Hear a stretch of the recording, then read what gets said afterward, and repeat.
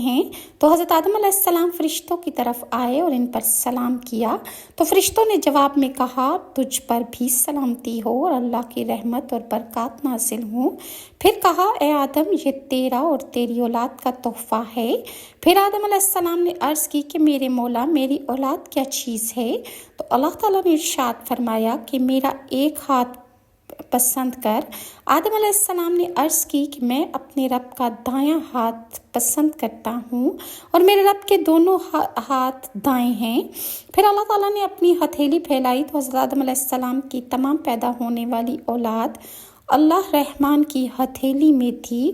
ان میں سے کچھ لوگوں کے چہروں پر نور چمک رہا تھا۔ ان میں ایک آدمی کا نور آدم علیہ السلام کو بہت ہی زیادہ پسند آ گیا۔ آدم علیہ السلام نے عرض کیا کہ یہ کون ہے؟ اللہ تعالیٰ نے فرمایا کہ تیرا بیٹا داؤد ہے۔ عرض کیا کہ میرے